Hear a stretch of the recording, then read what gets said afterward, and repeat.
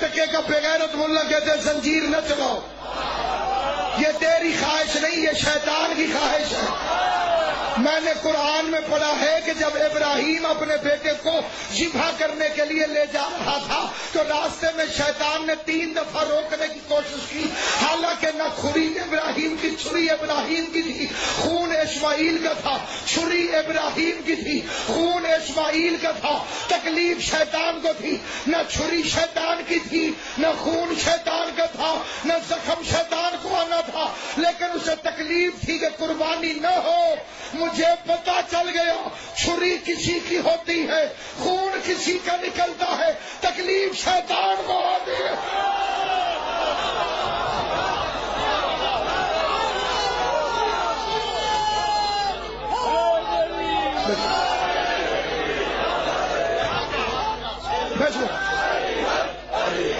علی نعرہ حیدری۔ بدبخت ملا کہتے ہیں زنجیر نہ چلاؤ، کہلواتا بھی شیعہ ہے۔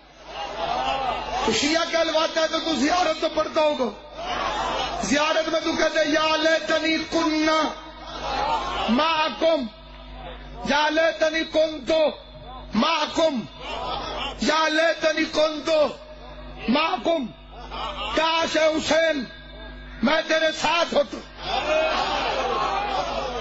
کہتے ہو گے نہیں؟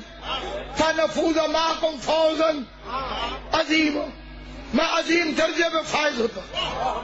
ہر شیعہ یہ زیارت پڑھتا جس کا یہ عقیدہ نہیں وہ شیعہ نہیں۔ کاش میں کربلا میں ہوتا، اس مولوی سے پوچھو تو ہوتا تو کیا کرتا؟ نماز پڑھ کے واپس آ جاتا۔ میں اگر یہ ملا کربلا میں ہوتا جو شیعہ کہتا ہے، سیاست یہ نماز پڑھ کے واپس آ جاتا، نہیں بھائی اشرف حسین پر قربان ہو تو۔ اسی لیے لوگ کہتے ہیں زیارت پر زنجیر چلاؤ، زیارت دعویٰ ہے، زنجیر دلیل ہے۔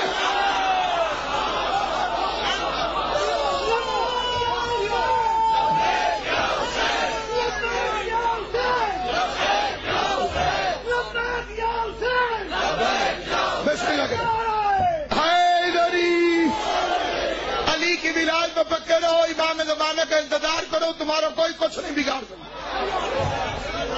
مار تو بندے مچھر سے بھی جاتے ہیں۔